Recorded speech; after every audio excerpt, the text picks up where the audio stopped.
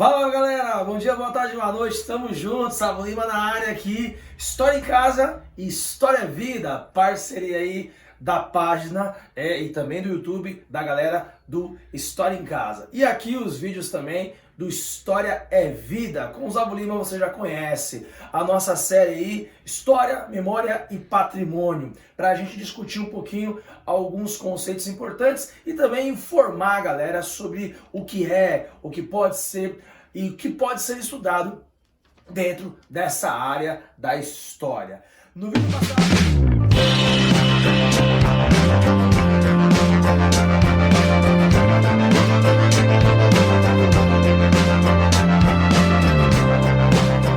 No vídeo passado falamos sobre a diferença entre história e memória e nesse vídeo de hoje vamos elevar o que é patrimônio, ou melhor, patrimônio cultural. Pessoal, patrimônio é uma relação muito forte com todo o processo de conhecimento, dos costumes, dos hábitos, a arte e outros aspectos e aí que fazem com que uma sociedade então entenda aquilo que é importante, que deve ser guardado, que deve ser rememorado, que deve ser visto como um patrimônio. A palavra patrimônio vem de pater, do latim, que significa pai, toda a herança que é vinda e passada de geração para geração. E o patrimônio cultural se relaciona com tudo aquilo que tem a ver com a herança de um país, de uma nação, de uma comunidade. Nesse sentido, pessoal, o Estado pode criar regras para patrimonializar certas memórias, criando então relações com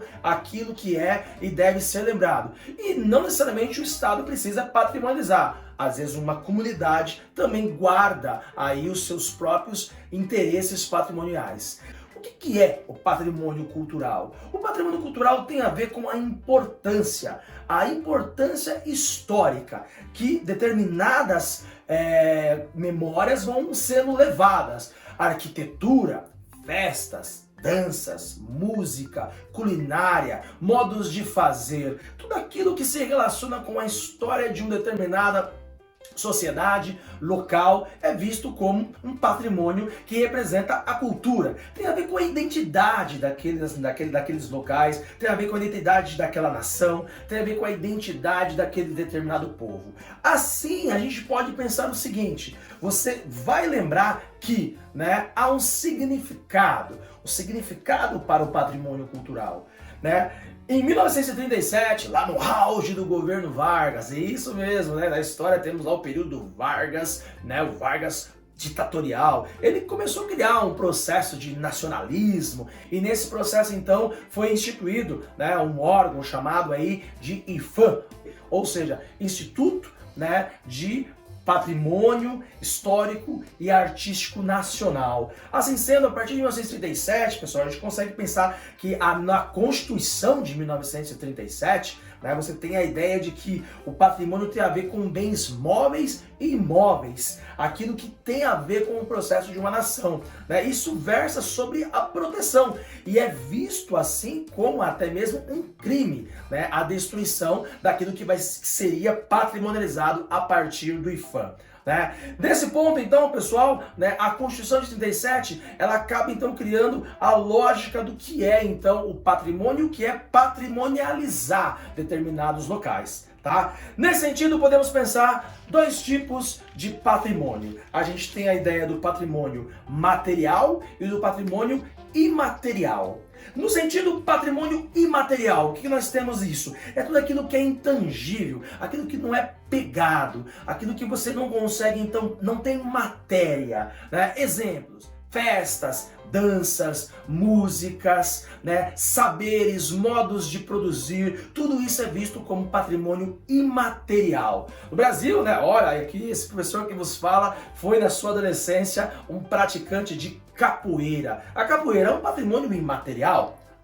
Nesse sentido, o frevo lá de Pernambuco, muito bacana, muito conhecida a dança do frevo de Pernambuco, é um patrimônio material brasileiro. Você tem o carimbó na Bahia, no Pará, a festa do Nosso Senhor do Bonfim, lá na Bahia. Patrimônio material é que tem matéria, é tudo aquilo que é tangível, que é visto, que é pegado, que é tocado. Por exemplo, os museus. Bom, patrimônios muito conhecidos aqui no Brasil. Por exemplo, você tem o Centro Histórico de Ouro Preto, o Centro Histórico de Olinda, o Centro Histórico de Salvador, as ruínas de São Miguel, das Missões no Rio Grande do Sul, o Santuário, né, de Bom Jesus, do Matozinho, lá na região de Minas Gerais. Você tem o Parque da Serra da Capivara, lá na região, né, do Piauí, o Centro Histórico de São Luís, o Centro Histórico de Diamantina, o Centro Histórico de Goiás, a Praça de São Francisco e São Cristóvão, lá na região, né, de Sergipe. Você tem então aí as paisagens, né, as paisagens cariocas no Rio de Janeiro, né, a região da Pampulha em Minas Gerais, o Cais do Valongo do Rio de Janeiro. Isso são vistos como patrimônios materiais aqui, né, da região do Brasil, que também são patrimônios da humanidade. Isso os 14 que foram tirados pelo IPHAN lá em 1937. Assim sendo, a gente pode pensar que temos também os patrimônios mundiais, aquilo que é visto através da Unesco, ou seja, a Organização das Nações Unidas para a Ciência e a Cultura, a Unesco. Isso, nas Nações Unidas também criaram patrimônios, né, que são vistos aí pela humanidade. Por exemplo, né, a partir de 1972 a Unesco começou a pensar isso, proteção aí de mais de 1000 patrimônios espalhados pelo mundo. Os mais famosos que todo mundo conhece, né? O famoso Palácio de Taj Mahal na Índia, o Grand Canyon lá nos Estados Unidos. Você também tem lá as ruínas de Machu Picchu no Peru, Havana, capital de Cuba, as pirâmides de Gizé lá na região do Egito, né? A Grande Muralha da China, na China. Você também tem o Centro Histórico de Roma, na Itália. Você também tem a Acrópole de Atenas e a famosa Catedral de Notre Dame, lá em Paris, na França. Ou seja, pessoal, é muito importante conhecer os patrimônios que existem no mundo, que existem no Brasil, para a gente poder pensar aí por que a história e a memória é tão relacionado com o processo de patrimonialização. A gente também tem a crítica disso, porque nós temos que pensar que há uma intencionalidade no processo de patrimonialização. Isso tem a ver com o processo de governos, tem a ver com a construção da história e da memória. As coisas estão imbricadas, mas estamos aqui trazendo para você vários vídeos para poder destrinchar isso. A gente discutiu hoje aí o que é patrimônio cultural, os tipos de patrimônio e como isso se relaciona com o processo de construção de memória. Bom, até o próximo vídeo. Zavo Lima na área. Olha só, História em Casa, História é Vida. Isso é parceria, né? Toda semana temos nossos vídeos falando sobre a nossa série História, Memória e Patrimônio. Sai lá no canal História em Casa, também sai no canal História é Vida. Tamo junto, hein, pessoal? Até a próxima. Tchau, tchau.